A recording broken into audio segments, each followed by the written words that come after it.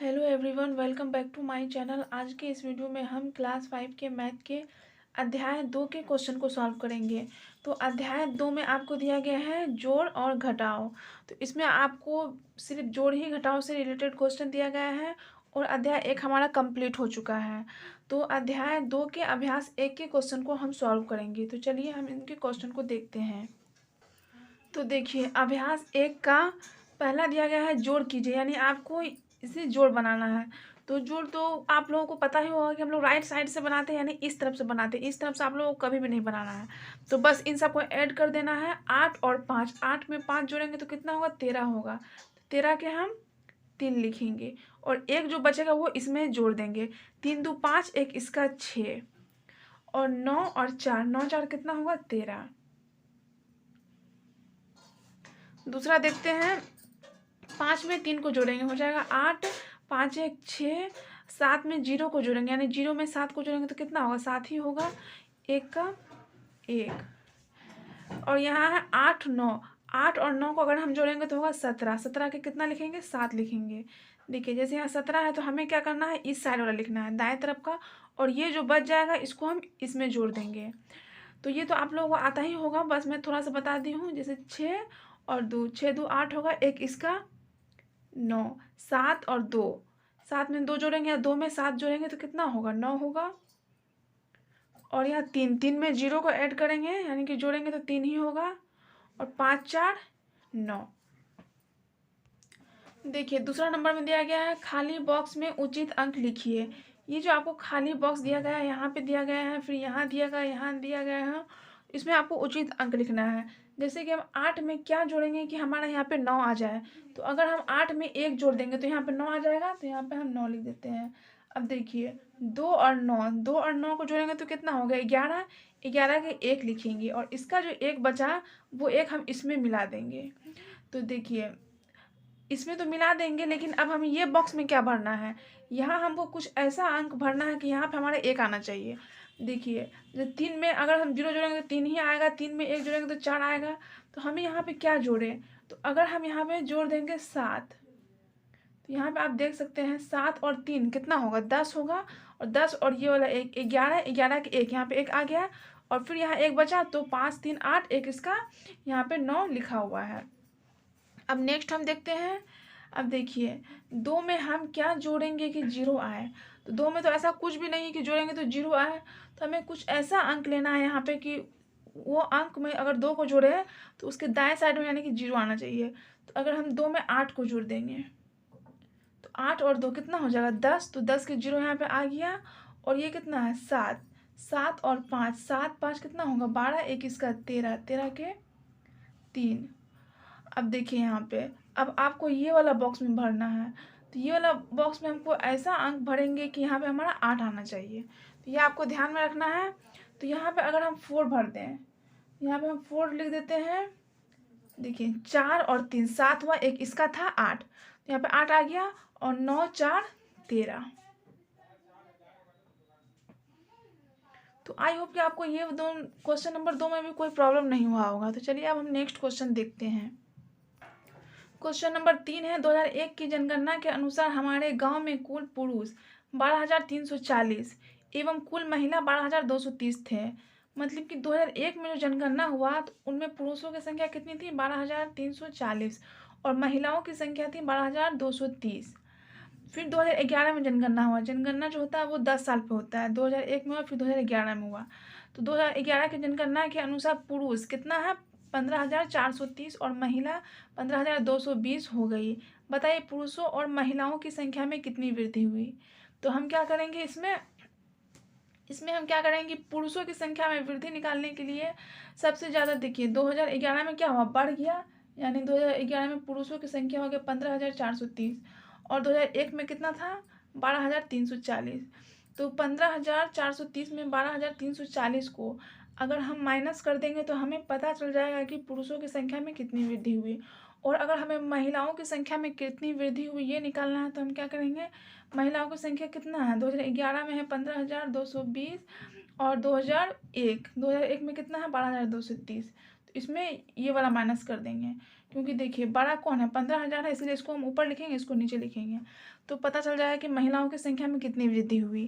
तो यहाँ पे मैं लिख ली हूँ। यहाँ देखिए पुरुषों की संख्या में वृद्धि 2011 में कितना था, 15,430, और 2001 में पुरुषों की संख्या कितना था, 12,340। तो 15,430 में 12,340 को हम माइनस करेंगे, तो जीरो में जीरो गया, जीरो बचा, और यहाँ देखिए 3 में 4 नहीं जाएगा, तो इससे क्या करेंगे, कर्ज लेंगे, मतलब कि 4 से कर्ज लेंगे, तो ये कितना हुआ, 13।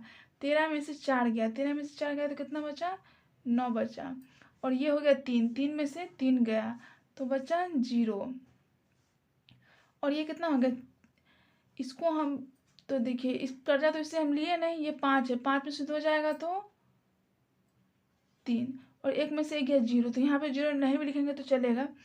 तो देखिए पुरुषों की संख्या में कितना वृद्धि हुआ, 3090। अब हम निकालते हैं महिलाओं की संख्या में वृद्धि। तो 2011 में कितना था, 15,220, और 2001 में 12,230। ये 230 है, थोड़ा मिस्टेक हो गया था, तो इनको भी हम माइनस करेंगे, जीरो में जीरो गया जीरो, और ये कितना है, ये 2 में से 3 नहीं जाएगा, 1 इससे कर्ज लेंगे, तो कितना हो गया, 12। 12 में से 3 गया, 12 में से 3 गया, तो कितना बचेगा, 9 बचेगा। तो यहाँ पे आपको 9 लिख देना है। तो देखिए ये 1 हो गया, मतलब ये इसको एक कर्ज दिया तो ये 1 हो गया, तो 1 में से 2 तो जाएगा नहीं, फिर इससे कर्ज लेंगे, तो कितना हो गया, 11। 11 में से 2 गया, तो कितना बचा, 9 बचा, और फिर ये कितना हो गया, ये इसको कर्ज दिया, तो ये हो गया 4। 4 में से 2 गया, 2 बचा, 1 में से 1 गया, तो 0। तो महिलाओं की संख्या में कितना वृद्धि हुआ, 2,990, और पुरुषों की संख्या में कितना वृद्धि हुआ, 3,090। तो देखिए आपको ये भी लिखना आता, पुरुषों की संख्या में कितना वृद्धि हुआ था, 3,090। तो यहाँ पे हम लिख लेंगे 3,000 कितना हुआ था, 90 हुआ था। सॉरी, कॉमा जो है यहाँ पे पड़ेगा, क्योंकि देखिए भारतीय अंकन पद्धति में जो है कॉमा वो 3 अंक के बाद, यानी 1 2 3, 3 अंक के बाद यहाँ पे हम कॉमा देंगे। ये आपको ध्यान रखना है। मैं यहाँ पे दोबारा से लिख देती हूँ इसे काट के, 3,090। एवं महिलाओं की संख्या में कितना वृद्धि हुआ था, 2,990 का, 2,990। तो कॉमा आपको कहाँ देना है, आपको कॉमा देने में ध्यान रखना है कि आप दाईं तरफ से 3 अंक के बाद कॉमा दीजिएगा, और अगर इधर भी रहता और अंक यानी कि, तो आप फिर 2 2 अंक करके देते हैं। तो चलिए अब हम नेक्स्ट क्वेश्चन देखते हैं। क्वेश्चन नंबर 4 है, भागलपुर के कपड़ा निर्माता ने अपने करघा पर माह जनवरी में 25,620 मीटर कपड़ा बनाया, फरवरी में 26,320 मीटर तथा मार्च में 46,270 मीटर कपड़ा बनाया। बताइए इन 3 महीनों में उसने कुल कितने मीटर कपड़ा बनाया। इसमें क्या कर रहा, कुल पूछ रहा, मतलब टोटल। तो इसमें आपको कुछ भी नहीं करना है। देखिए पहले जनवरी में कितना बनाया था, 25,620, और फरवरी में 26,320, और मार्च में 46,270। इन तीनों को आपको जोड़ देना है, तो आपको पता चल जाएगा कि 3 महीनों यानी कि जनवरी फरवरी मार्च में कुल कितने मीटर कपड़ा बनाएगा। तो मैं यहाँ पे वही की हूँ। तो यहाँ देखिए 3 महीनों में कुल कपड़े, मतलब कि जनवरी में कितना था, 25,620, फरवरी में 26,320, और मार्च में 46,270। तो इन तीनों को हमें ऐड कर देना है। तो 0 0 0 हो जाएगा, 7 2 7 8 9 10 11, 11 के 1 6 3 9 10 11, 11 1 इसका 12 के 2, फिर यहाँ पे कॉमा देंगे, 6 6 12, 12 5 17, 17 1 इसका 18, 18 के 8, 4 2 6 1 7 8, 8 इधर हुआ, 1 इसका 9। तो यहाँ पे आपको लिखना है, अतः इन 3 महीनों में उसने कुल कितना कपड़ा बनाया, कितना मीटर कपड़ा बनाया है, 98,210। तो यहाँ पे हम लिख देते हैं 98,210 मीटर कपड़े बनाया। तो देखिए यहाँ पे ये बहुत इजी था, मतलब कि ये जो आपको अभ्यास है इनमें बस आपको टोटल जोड़ ही बनाना है। तो चलिए अब हम नेक्स्ट क्वेश्चन देखते हैं, मतलब कि जोड़ घटा मिला के दिया गया है। क्वेश्चन नंबर 5 है, मोहन के खेत में 46,380 सूरजमुखी के फूल हैं। रिजवाना ने बताया कि उसके खेत में 56,332 सूरजमुखी के फूल हैं। बताइए इन दोनों के खेत में कुल कितने सूरजमुखी के फूल हैं। तो इनमें भी आपको क्या करना है, जोड़ देना है।